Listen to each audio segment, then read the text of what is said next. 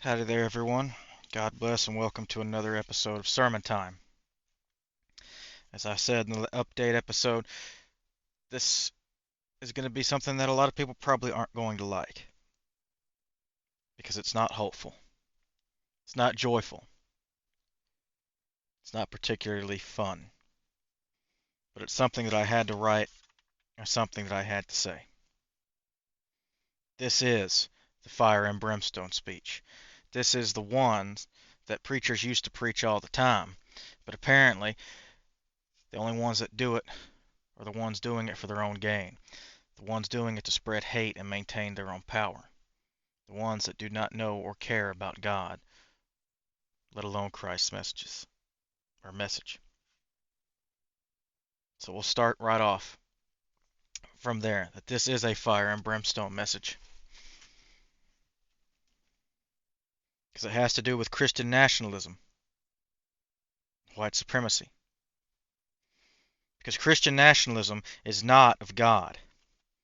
It is not Christian, nor is it Christ-like. It is dogmatic, it is crude, it is violent, hateful, and racist. It does not represent the teachings of Christ, nor is it loving. It is not kind. It does not build up, nor is it helpful to us in any way. So if you consider yourself a Christian nationalist, then you are not Christian. You do not know Christ, and you likely never have. If you're a Christian nationalist, then get behind me, Satan, for that is what you are, you low, hateful, and cowardly creature. Get behind me, and may your awful shadow never darken my door, and your putrid image never cross my sight again, because I'd rather go blind than see your hateful visage again. The world would be much better off if you would fall from the face of it. Fall from the face of the earth, never to be seen again. Better still, had you never been born, then we might have been spared, saved the curse of you, and the world better for it. Your hate and your views are not welcome here. They will not be tolerated. You will not be tolerated. If you find this harsh, then you better pray. You better beg that there is no hell. Better beg for there to be no eternal punishment, especially the kind that you teach, the kind that you preach, that you push on others. Because if there is, then that's what is awaiting you. Damnation, condemnation, and suffering. You will reap what you've sown, and you've sown plenty.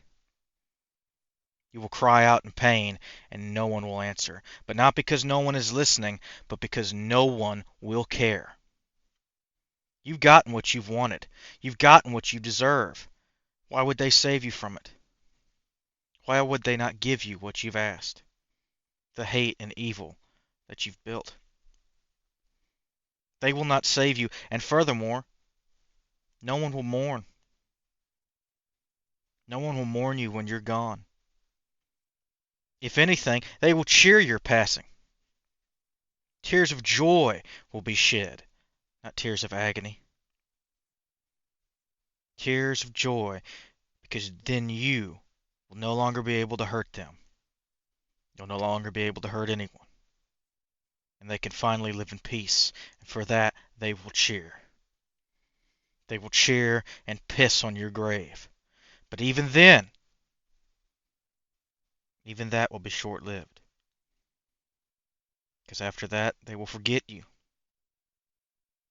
You and your memory, your hateful, awful, evil memory will be forgotten.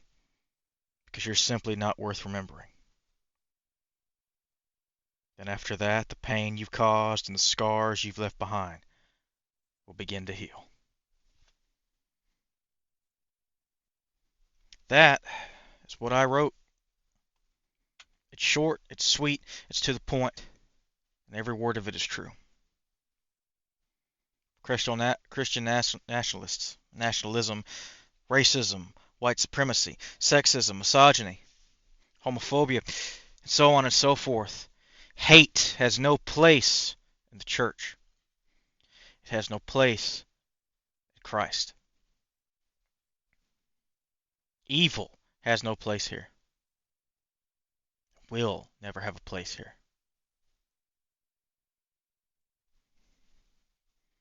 You have no place here. For if you continue those views, you continue that belief, you continue your ignorance and hate, you do not belong here.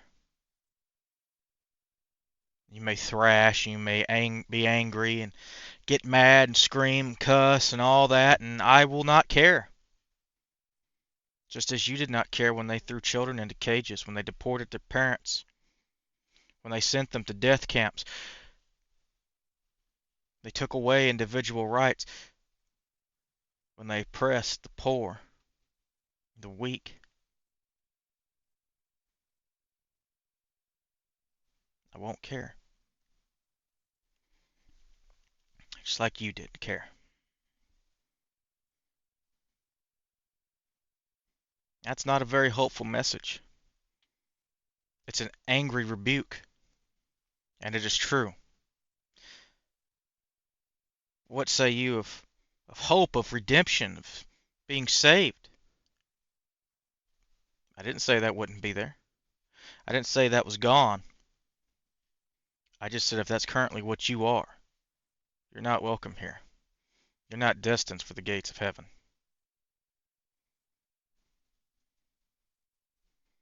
You're destined for nothing but ruin. Because you've built an empire on the bodies of the oppressed, of the innocent. You fill the fields with their blood. And you act shocked that people are angry. Shocked that God himself would be against you.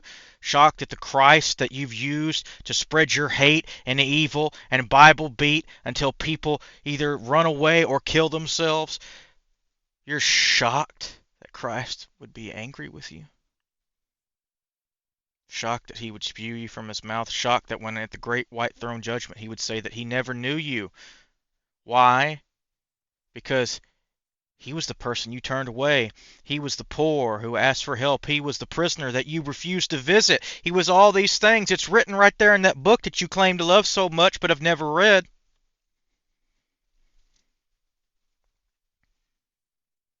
Then you get angry when this is pointed out to you.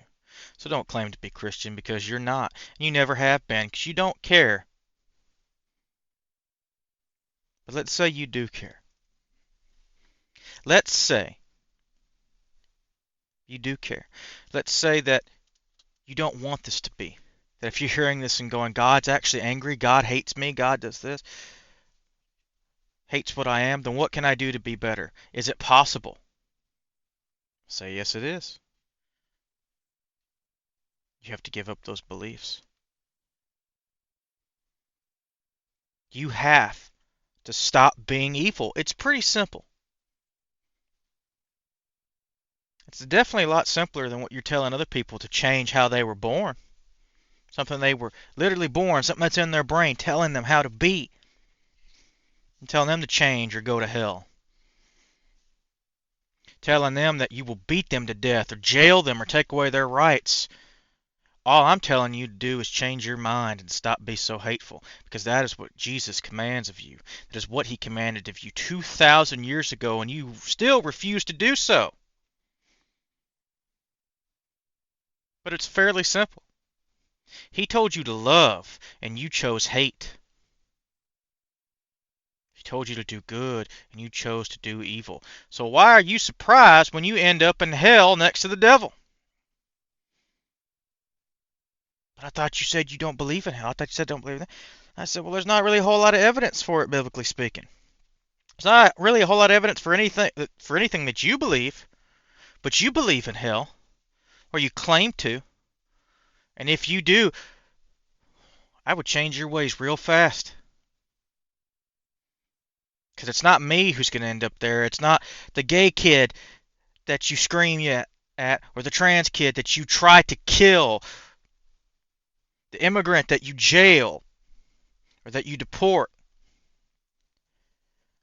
No, they're all going to be in heaven while you were burning and screaming with chains, moans and groans, and the gnashing of teeth. That's where you're going to be, because you did everything that Christ told you not to. So you better hope that I'm right. You better hope that Jesus' love is so grand God's mercy is so great that we're all going to go there because that was the point of the sacrifice, and that we were supposed to live by that example to do better, to be better. You better hope there's no suffering beyond, because if there is, that's where you're going to be. You better hope there's no rapture, because you will be left behind. God snaps his fingers right now. You're not going up in no clouds.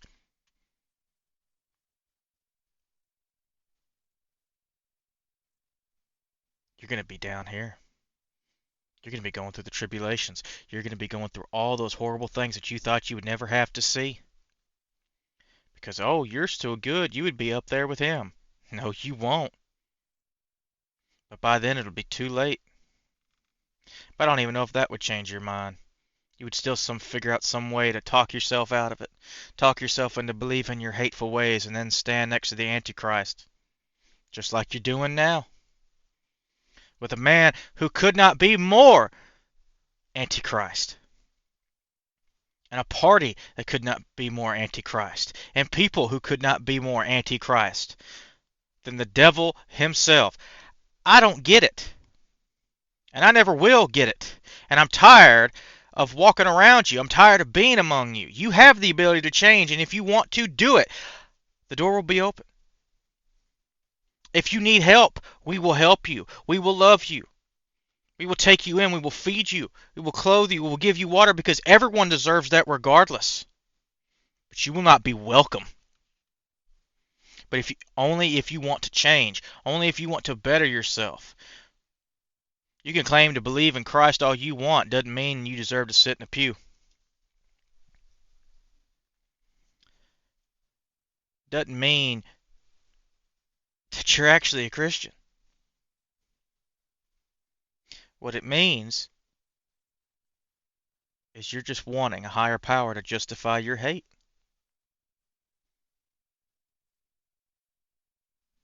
That's it.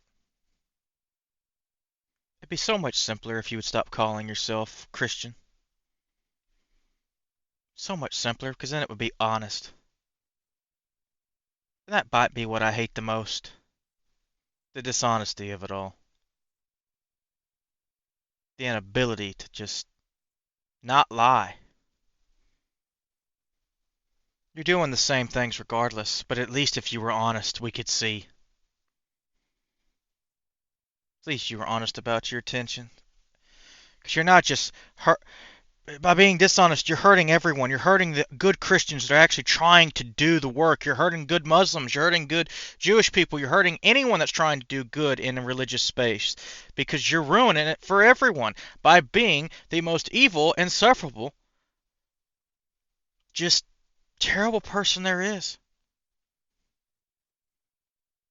And you're either too stupid or too blind to see it. And I'm tired of not calling it like it is. And it's your fault.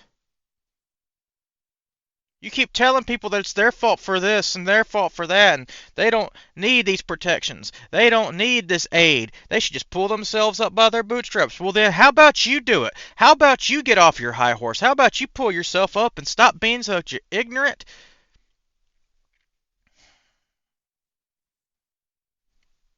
hateful, cowardly person that would rather align themselves with the devil for their own personal gain than to actually do what Jesus wanted you. Because here's the fun thing. If you actually did what Jesus wanted to do, if we actually all did it, we'd be in a utopia. He told us to take care of each other. There's more than enough resources for everybody. There's more than enough. We have not outgrown this planet. We could all be living and living well and living in peace and living in glory.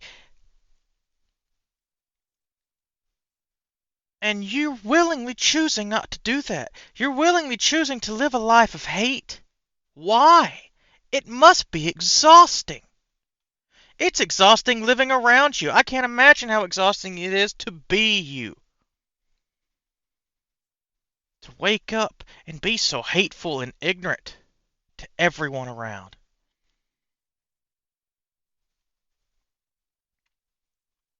To people you don't even know.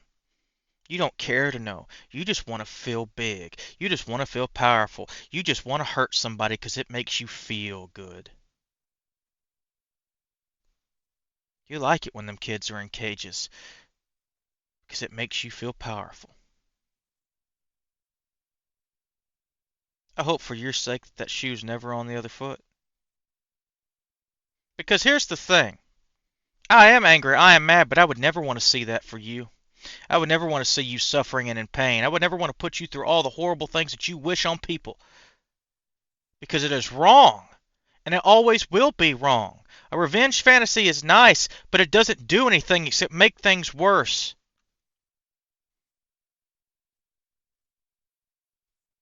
What good would come of torturing you? What good would come of putting you in cages outside of stopping you from doing it? It'd be a lot better if you would just stop it. Go on about your lives. Better yet, how about you change? How about you do something? How about you be a good person for once in your pathetic life? How about you stop being pathetic? How about you help the person that needs help, regardless of their beliefs, or their skin color, or their sexuality, or anything else that you might hate for no reason other than someone told you you were supposed to? How about you do that? How about you think for once? How about you use the brain that God gifted you to actually form a coherent thought beyond your closed mind? Then, and only then, will we be able to move on and actually do something. Because you're all holding us back. And you're doing it on purpose. Because you get off on hate. You're just a hateful person. That's what you are. And if you don't like being called that, then stop being it. Simple. It's not all your fault. Being indoctrinated is hard to get out of. Being raised hateful does a doozy. But you still have the responsibility to get yourself out of it, especially when so much evidence is put in front of you. Just be better. And to be really honest, not being hateful is the base. You don't get a reward for being a decent person. That's what we're all supposed to be. We're all supposed to be not racist and not sexist and not homophobic and so on and so forth. We're all supposed to just love one another. That's the baseline. That's where Christianity starts. But no, you can't do that because apparently that's too hard to not be selfish. Because you better pray hell doesn't exist, because if it does, you're going to find out where that selfishness has gotten you.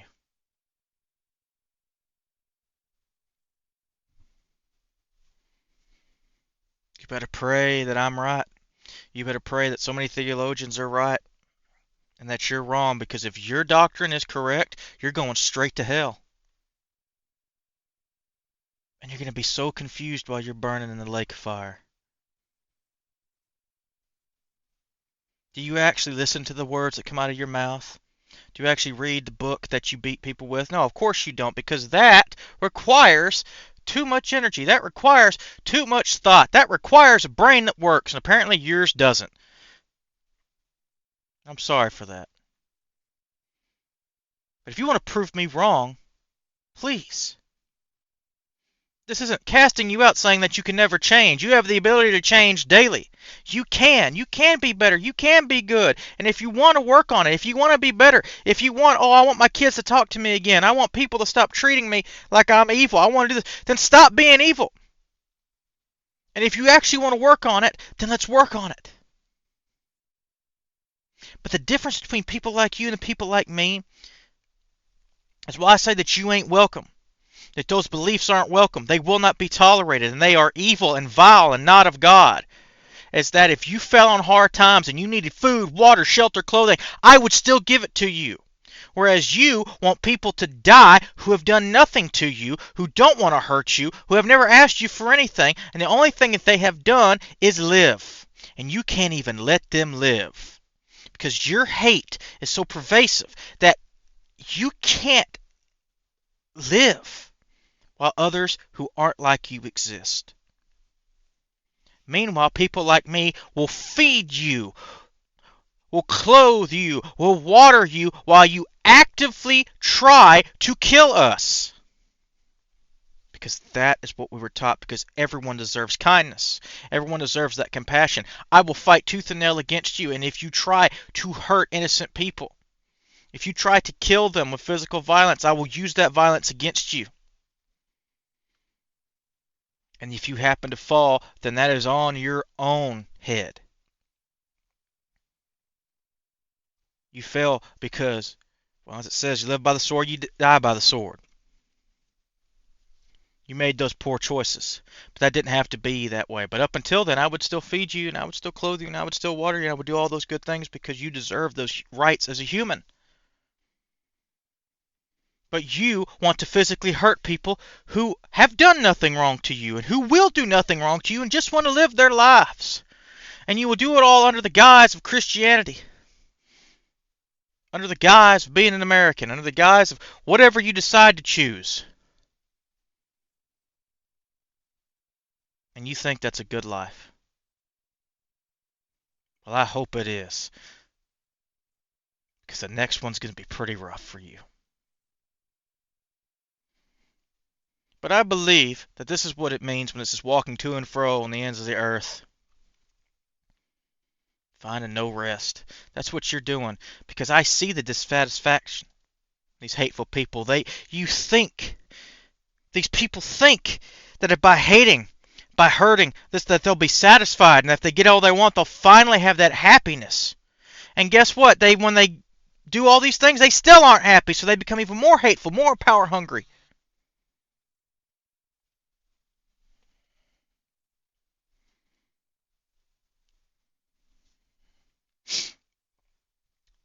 It's just so aggravating. But I will still help you. I'll still help you, Christian nationalists. I will still love you. But your views aren't welcome here. And I will stand against you tooth and nail. But if you need help, I will help you. I will always love you because God still loves you. Just as Jesus still loves you. And how he died for you. But Jesus did not tell me to let you walk all over innocent people. And he did not tell me to not speak against you. Because he spoke against people all the time. He flipped tables. He cracked a whip. Literally. He spoke out against the Pharisees. He spoke out against the rich. He spoke out against the oppressors. He spoke out against the hateful.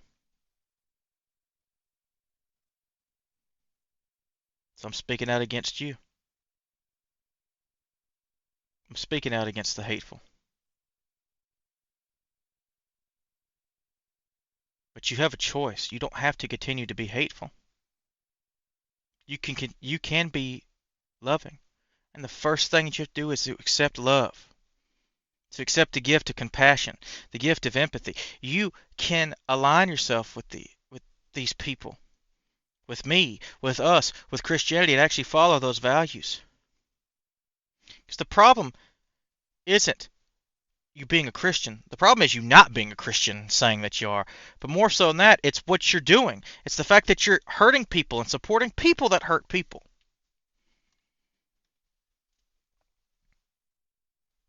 So stop it. This isn't a disagreement. This is a fact. You're wanting others to suffer and die. And that's not right. You're wanting children to suffer and die.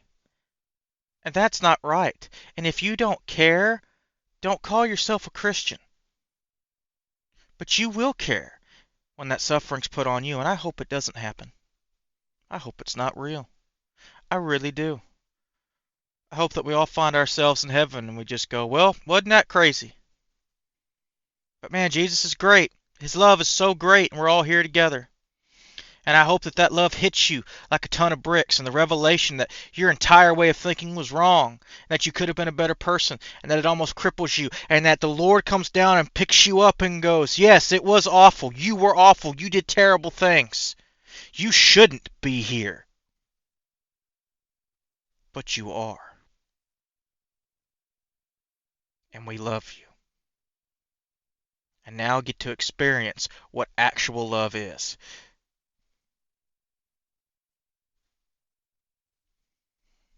I hope that happens. But we can't focus on the after. We need to focus on the now. And now I'm going to turn my attention away from the white nationalists, the Christian nationalists, to the people that claim to be against them, but obviously aren't, because they're using their same playbook. They're still just as racist, still just as sexist, but they claim to be on the opposite side. That's not so great. And they're fighting against every effort, especially when they hear people like me, fighting against every effort to actually do something good. Because it's a trauma response, where they just can't get out of their own way, or even though they may have left Christian nationalism behind, they actually haven't given up those practices. It's just a different name for it now. And they want everything to be a purity test. Oh, you don't match up to some imaginary level where you ain't good enough, then we can't break bread together, we can't do this and this and this, so we'll just get nothing done. And we're going to let the enemy walk all over us. And then we're going to shrug our shoulders going, oh, well, sure wish we could have done something. All while most people saying this and having these purity conversations are actually pretty well off and aren't actually going to suffer like the rest of us. You need to get off your high horse. We need to work together. You need to stop being so hateful, because that's what you are. You are also hateful, just in a different way. And some of that is self-hating.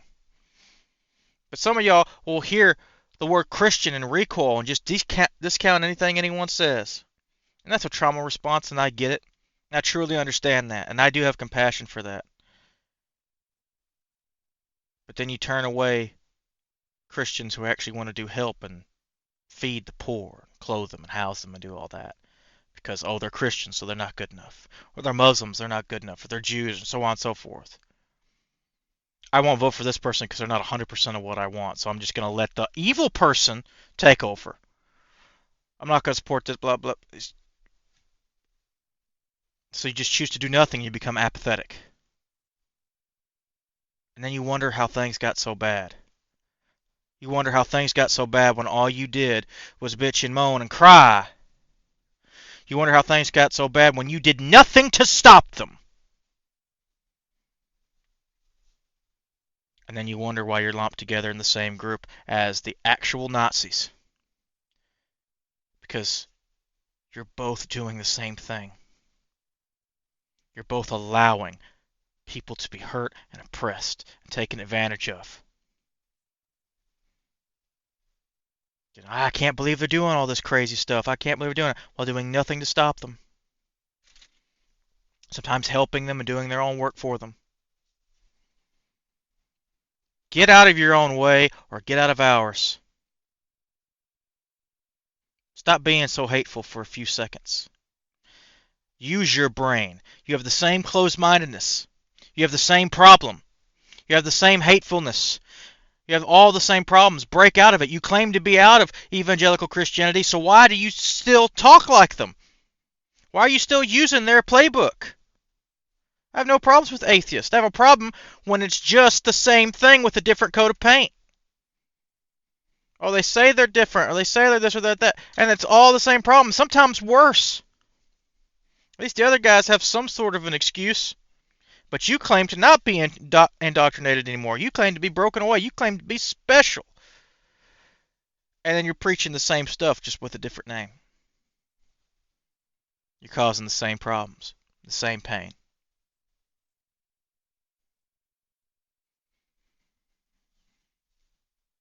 You both might be just as lost as everyone else. But we all can work together. We don't necessarily have to like each other to work together, but we can to save the people who need saving. And I don't mean that in a religious sense. I mean that in a literal sense. There are floods happening. There are fires happening. There are tornadoes happening. Those people literally need to be saved. There are laws being passed that are making people disappear. Those people literally need to be saved. You can help them. You have that power. I know some of the people I'm talking about have the money, the privilege, and the power and choose to do nothing with it. So what's the difference between you and the other person that's wearing the hats and the shirts that say all these hateful things that you claim not to agree with, you say are evil, and the whole reason that you won't even support the establishment and definitely won't support the church? But then you just let all the bad things happen anyway. Where's your own mutual aid? Where's your own anything? How about that? Where's your anything that's actually doing anything good?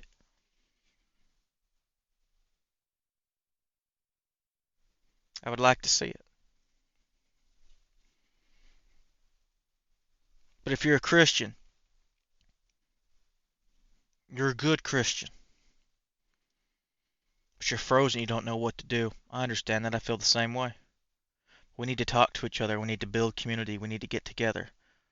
We can we need to do more than just survive this thing. We need to survive together, and we need to thrive, and we need to literally beat back this evil of Christian nationalism, of white supremacy, of racism, and all this hate. We can do that. And we have to do it by getting rid of these stupid purity contests. And we have to do it by stop hating each other. And we have to do it by actually deprogramming these horrible mindsets that have been beaten into us instead of just saying that we have. We have to actually do it. And there are people that are kind of on the fence about their hateful beliefs that do get pushed away. So I say those hateful beliefs have no place here. No place in Christianity whatsoever. And if you are that person, you have no place here. Unless you want it. I will not turn you away from help or aid, but I will turn you away and keep you from hurting people. But if you need help, we will help you. And furthermore, if you actually want to change, because I will lead by example, but Christ didn't lead by example silently. He didn't just help people and then not say anything to them. He talked all the time. He was kind of known for it. He would tell people to their face if they were screwing up, especially if they had privilege. He didn't have a problem with that. He would still heal them. He would still love them. He would raise them from the dead. He would do all these things.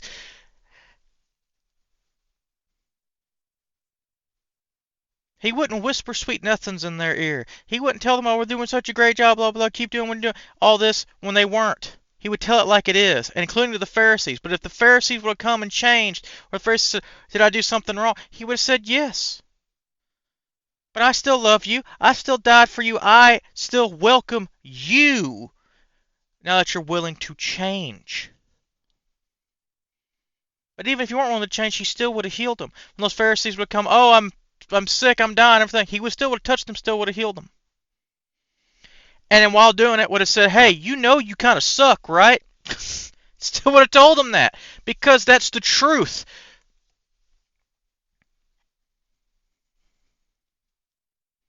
So we're not sugarcoating the truth.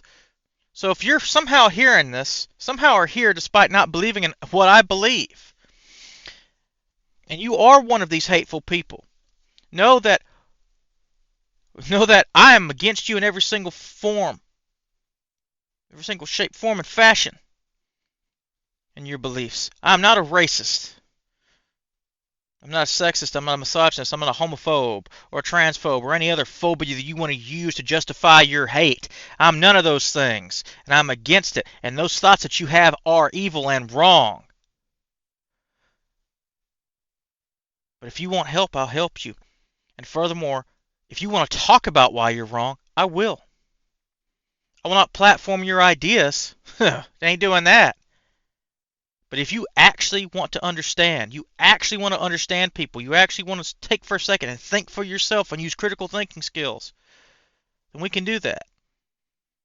We can talk. We can have an actual conversation, not a debate, because there's no debate here. I could tell you, I could show you love and compassion and show you how it's so much better than being hateful. It just might not be profitable. But it is better. Compassion is great. Empathy is great. These are great things.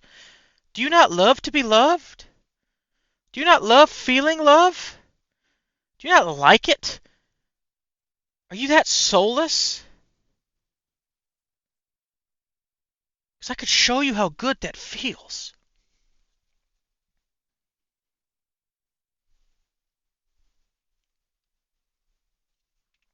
We can show you what you're missing.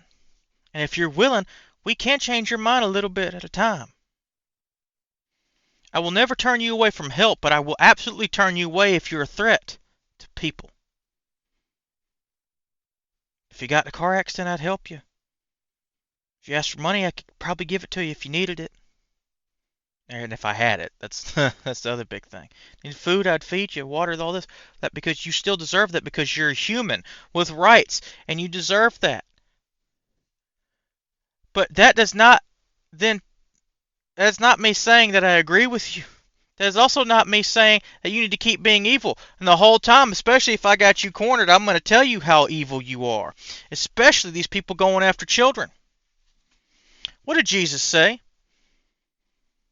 You should know. You claim to worship him. You claim to know him so well. You claim to be on his side. What did Jesus say about people who went against the children? He said, it'd be better for them to tie themselves to a boulder and throw that and themselves into the sea than it would be for them to cross him. That was a death threat. It was better for that person to kill themselves than to come before Christ. That was not a nice thing that he said. That was not, I'm going to hug them and tell them everything's going to be okay. That was, kill yourself. Because that's better than if we meet. You better be dead, because if you aren't and you run into me, it's going to be worse than death. That's a threat. And he meant it. He meant every word. And that's what you're doing. You're hurting children. You're hurting innocent people. You're hurting the elderly. You're hurting the immigrants, which he also told you to help out and actually treat better than your own citizens. All these people. And you're also going against God's chosen people. I cannot believe this, how Christianity can align itself with Nazism and white supremacy when they're against Jewish people. That makes no sense to me. And I don't mean Zionism. Zionism is not Jewish. Zionism is awful. We are absolutely pro-Palestinian here. But if you are an anti-Semite, that is wrong. And not just wrong because it's wrong on several different levels, but it's wrong in Christianity. Jesus was Jewish, and so were the founders of Christianity, because Christianity was an offshoot of Judaism and was part of it for quite a while before it became its own thing. In our book, it says they are God's chosen people, so how can you do that while wanting to put them in camps? That makes no sense. Because that's eventually what's going to happen. The Nazis are going to do Nazi stuff. I don't know why we're surprised when that happens. When the person does the exact thing they told you they were going to do. But how can you align yourself with that and call yourself a Christian when they're literally going to kill God's people? That's like a big red flag.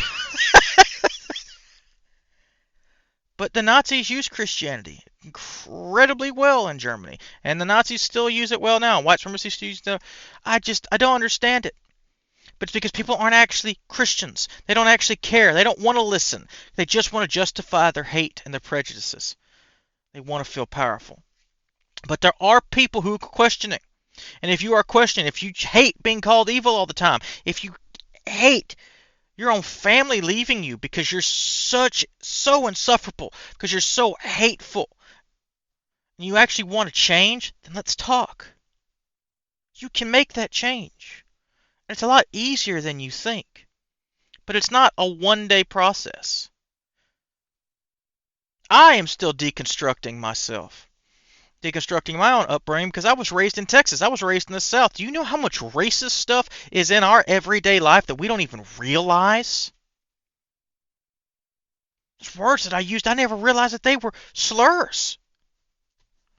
Because by the time I came around, they were just used so commonly, they weren't even used towards people. They were just used in general. Horrible phrases that I didn't realize were slurs. I just thought that was some things that you said. They were just like other English words and other curse words. I thought they were just words we made up. I had no idea. Now, this isn't to say I was completely innocent, that there weren't slurs that I used knowing they were slurs. I absolutely did, and I had to deconstruct that. I had to break all that down because I was raised in hate. That is what we were raised in. To be hateful against people that weren't like us. And it takes time to unpack all that and to get rid of it. And it is a never-ending process. But it's a lot easier than you think it is. And it is life-changing.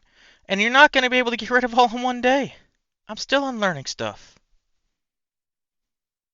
I was married to a Mexican woman, actually from Mexico, for a few years. We had a divorce, blah, blah, blah. It's all fine now. I have no ill will towards that woman. And I still defend her whenever my family might say something that's really not great.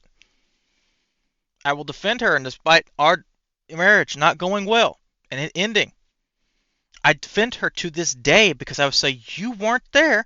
You don't know what happened. Just assume that I was a saint and all this. That's idiotic. If I was truly that wronged, I wouldn't have let her go. I would have tried something, and I did try everything. But, and we tried to repair it, and it failed after a year, and because this would have been the second time when we finally got divorced. It just didn't work, and I let them go. It was mostly amicable, besides the state of Texas making it awful. Because divorce is awful. It's an awful thing. To undo a marriage is an awful thing, especially when you tried and it failed. Because it's admitting failure, and it's a horrible, awful thing. And I'm still grieving over it. And I'm not ashamed to admit that. It does not make me appear weak. Sometimes things don't work, sometimes you fail. And they're living a good life from what I hear, and I'm very happy for that. Even jealous of it. And I'll admit that jealousy is wrong, but I am a little bit jealous of it that things seem to be going better for them than me. But that's okay. But I will defend them to this day. And I don't regret my marriage. I regret that it failed, but I don't regret it. I regret individual things that were either done to me or that I did, but I don't regret it. I learned a lot and valuable information. And I hope that they see that the same way. I hope that that our time together was beneficial to them as well. But all this is to say is that it was beneficial in a way to me that there were so many things that I did, that I said, jokes, all this, that I thought were normal, that I thought were fine. And then said some of my buddies that were Mexican, they seemed to think it was fine. But when I said it around her, when we were alone, she'd pull me aside and be like, you should really stop saying that because that's hurtful. I'd be like, why is it hurtful? And she would explain, and I'd be like, I never thought about it that way. That's awful. And I would stop doing that. Now, some things it would take me a while to get out of the habit because it was a habit built up over 20 years. And I'm still unlearning things. What would be wrong for me to tell her that you're stupid and I'm going to do whatever I want? That's wrong. That's evil. That's not self-reflecting, and that's definitely not Christian. The Christian thing, the good thing to do, is to self-reflect. To go, oh, is that bad? And I asked why it was bad, and she didn't blow me off. She didn't say, you should just know, blah, blah. I asked her and was like, I didn't realize what's wrong. And she explained in detail why it was wrong for me to say the joke that I said or to do the voice or whatever I may have done, thinking I was just being funny. Saying it wasn't funny, it was hurtful. And explained it. And I said, good. And I made sure, keep calling me out. I want to unlearn these things. I don't want to be a bad person. So I try not to be. But I have to be told. But the wrong reaction would have been to either ignore it, or fight against it. But instead I self-reflect. And sometimes I might fight. It might be a little bit fought because it makes me realize stuff about my family that's hard to come to terms with. But that's okay. No one's family's perfect. And if we would all understand that, we'd be able to get past this hateful period on both sides. We wouldn't have the purity stuff. We wouldn't have this because we always try to other each other, especially in the hateful and the racist stuff. But when you're deconstructing or self-reflecting, it's very difficult. Some people don't want to do that, not just because they don't want to they don't want to, what's the way to put this? They don't want to believe that they're a bad person. But even worse, they don't want to believe that their parents are bad people or their grandparents or so on and so forth. And there are people who are genuinely trying to be better people that a year from now, 6 months, maybe a month, may be completely different than who they are right now. And I've seen that. And I was one of those people. I used to be very conservative, though that was when I was a kid.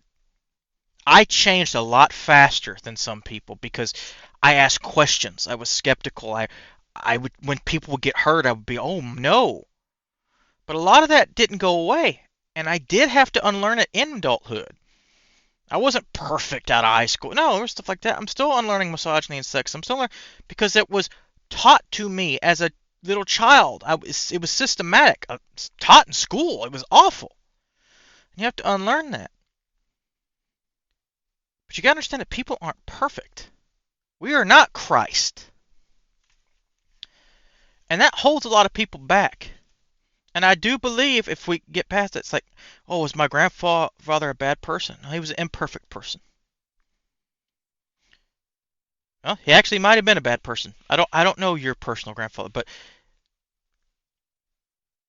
what makes a bad person is the unwillingness to change. Not just their actions, but the repeated actions, and that they get worse. What makes a good person is the willingness to change. But for someone to change, it does have to be pointed out to them. And sometimes that stuff is so deep, you have to care for a person. It's not just purely love it out and just let them do whatever they want, continue to be evil, and you just keep loving them. That doesn't work. But you do have to sometimes take people by the hand. You actually have to walk through them because it's not just realizing the things that they have done is wrong. It's that their whole entire belief system is wrong. It's that their parents are on this. That there are people who don't think that they're racist and are very racist. And when they get called out by it, they are having an existential crisis. And they would rather lie and say no instead of admit that what they did was racist. Because if they admit the one thing they did was racist, then they have to admit that 1,000 other things they did was racist, and that, oh, and their family was racist, and so on and so forth. And that is worse than just lying. And I don't know where that belief comes from. I don't know where that comes from. Whereas what you should do is go, oh, I'll just stop doing that. I'll just be better. If a tire is flat, do you just pretend that it's not, keep riding on it? Now, of course, you don't have no way to change it. You don't have a backup tire, a spare tire or whatever. Then yeah, but do you just keep going?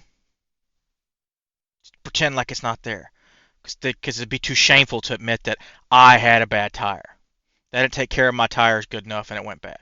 No, you get out and you change the tire. And if you can't change the tire, you call someone for help. But you get the tire changed. Because if you don't, I don't know if you know this, but riding on your rim's not good for the rim, and it's not good for the rest of the car. And that goes with any problem in a car. You just ignore it. The problem gets worse, and it causes more problems, and things start to break down. That's, of course, if you know about it once it's pointed out to you. But once it's pointed out to you, you have to fix it. You have to try. This, of course, is an example. We're not going to talk about the cost of money and yada yada yada. I understand. Oh, I can't afford to get my car fixed, so I'm just going to drive it till it dies. I'm using a mechanical example, showing how you can do it. People, you don't just ignore the problem. Someone points out a problem to you, something was wrong. You need to self-reflect. And I do believe there are a lot of people that are just scared of it or don't know how to self-reflect. So yes, this is a fire and brimstone message. But there is hope at the end of this, because you can self-reflect and you don't know how. Ask for help. We'll help you.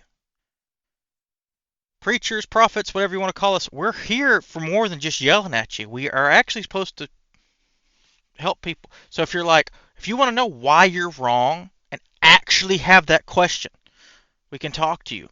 You want to know how to be better, we can talk to you. You want to get closer to God, we can do that too. You just want to be better. You just want to be a better person. We can help you. We recommend resources.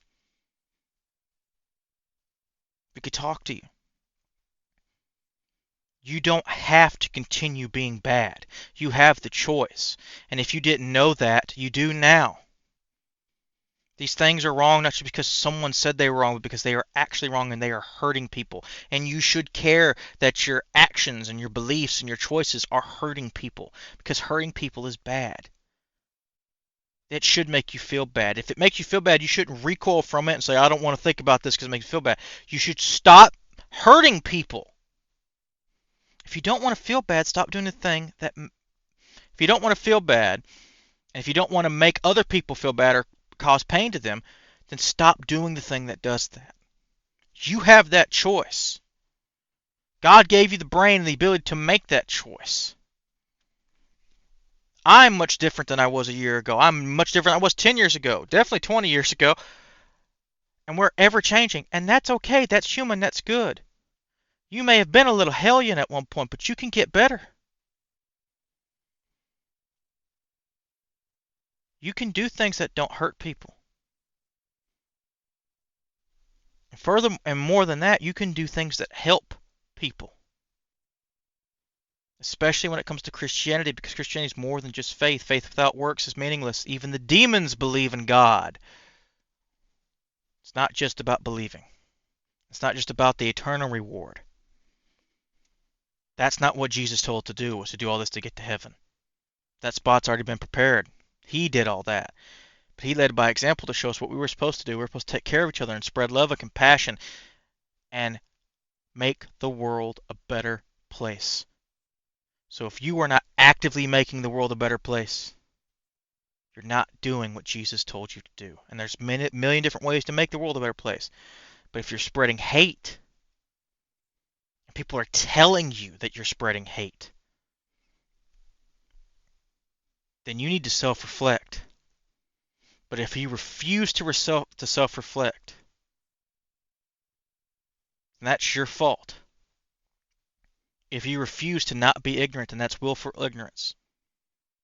If you refuse to change, then that's on your head. So don't be surprised when people will fight against you, when people will hurt you, when people use violence against you, and that even God himself is against you. When he's put every sign that he can think of in front of you and you've ignored it. When people have told you in person that you need to change and you have ignored it.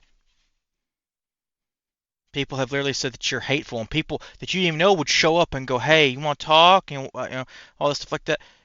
Maybe get to know us and not hate us, and you choose to still be hateful. That's on you. So if you're hearing this randomly and you're thinking, that sounds a whole lot like me, maybe God is speaking to you.